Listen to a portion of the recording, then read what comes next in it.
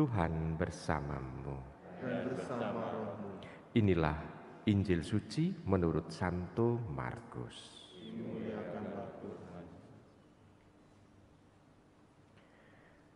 Sekeluarnya dari rumah ibadah di Kapernaum, Yesus dengan Yakobus dan Yohanes pergi ke rumah Simon dan Andreas.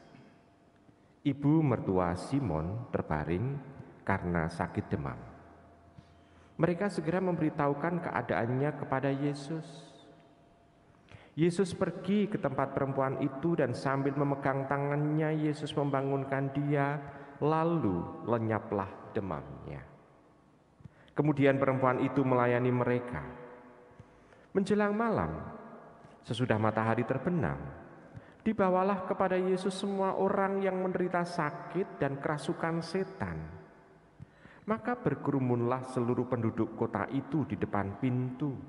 Ia menyembuhkan banyak orang yang menderita bermacam-macam penyakit dan mengusir banyak setan.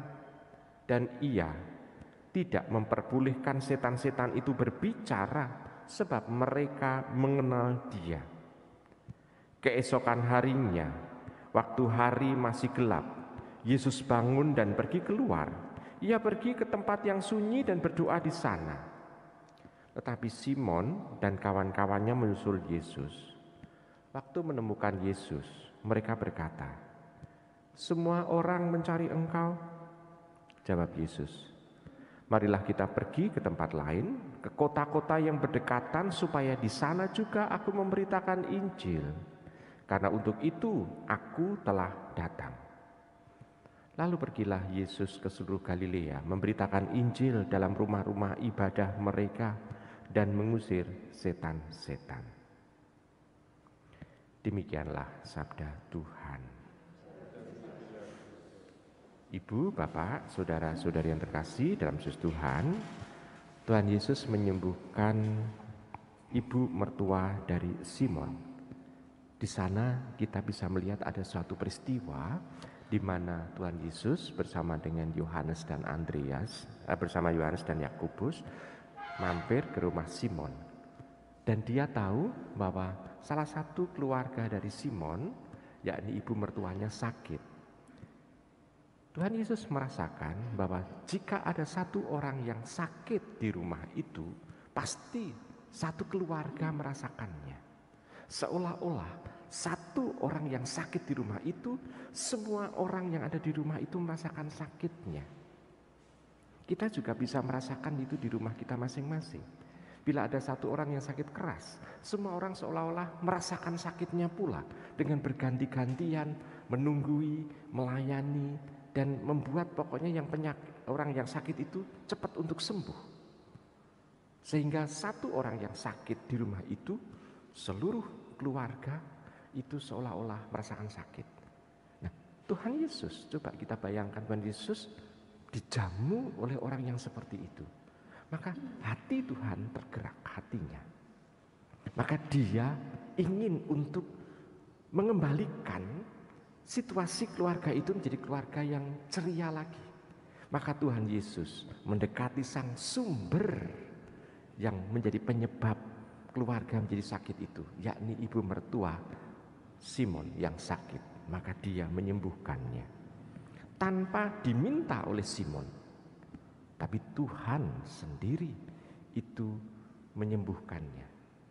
Di sana mau diungkapkan ada sesuatu hal, yakni karena Tuhan diundang untuk datang ke rumah Simon, dan Tuhan sendiri melihat apa yang terjadi di rumah Simon, maka tergerak hatilah Tuhan untuk menyembuhkan situasi keluarga Simon itu menjadi pulih kembali. Di sini menjadi ungkapan Tuhan penuh dengan belas kasih. Tetapi kita juga tahu bukan hanya penyakit yang bisa diusir oleh Tuhan Yesus. Tuhan Yesus tidak hanya menyembuhkan raga mereka, tetapi juga mengusir sumber penyakit kedosaan manusia, yakni setan. Maka dikatakan di sana Tuhan mengusir setan-setan pula di hadapan banyak orang. Maka kita bisa melihat Tuhan menyembuhkan tidak hanya sumber penyakit badani, tetapi juga sumber penyakit sehingga orang bisa jatuh di dalam kedosaan, yakni setan. Tuhan mengusir itu semua. Tetapi tindakan Tuhan itu ternyata tidak membawa orang pada pengenalan siapa sih Tuhan itu sebenarnya. Karena yang dia cari ternyata penyembuhan badani dan penyembuhan itu. Bukan untuk mencari siapa Tuhan itu sebenarnya. Maka Tuhan dengan tidak segan-segan dengan Tuhan mengajak para muridnya untuk pergi dari daerah itu. Karena orang mencari Tuhan untuk menjadi penyembuh saja. Bukan mencari Allah yang menyertai mereka. Tuhan meninggalkan mereka karena mereka hanya mencari penyembuh. Nah, sekarang bagi diri kita, kalau kita mencari Tuhan dalam kehidupan kita sehari-hari, Tuhan sebagai siapa? Memang kita kadang-kala kita sakit, kita kadang-kala kita merasa terpuruk, dan kita merasa ingin untuk Tuhan menyembuhkan. Tetapi sejauh kita tidak mau untuk lebih dekat, lebih dalam lagi untuk mengenal Tuhan, Tuhan sendiri akan meninggalkan kita. Kenapa? Karena kita hanya sampai ternyata pikiran kita, hati kita untuk mencari Dia sebagai penyembuh saja. Kalau hanya mencari sebagai penyembuh saja, maka Tuhan merasa bahwa kehadirannya hanya dimanfaatkan oleh banyak orang itu.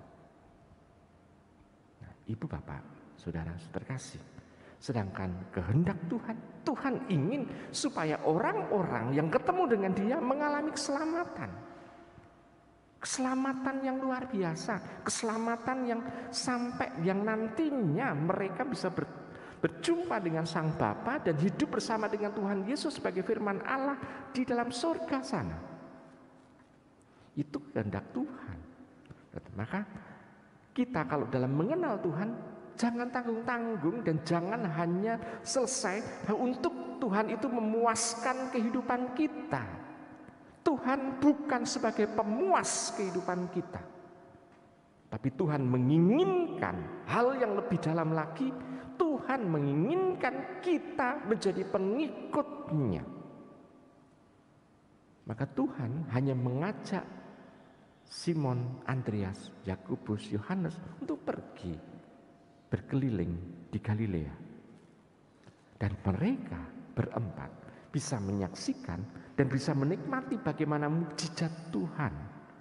Dan akhirnya nantinya Tuhan pun itu akan memberikan semacam tugas supaya mereka meneruskan karya itu. Sehingga para murid pun nantinya akan mampu untuk memberikan mukjizat-mukjizat. Nah, Ibu, Bapak, Saudara-saudara kasih, maka Tuhan menginginkan kita menjadi pengikut yang mengikuti Dia dan mencoba untuk mengenali lebih dalam lagi siapa Tuhan. Kenapa? Karena kalau orang yang disembuhkan itu, orang-orang yang disembuhkan itu, lalu diusir setan, apakah dia mau menjadi pengikut Tuhan? Enggak.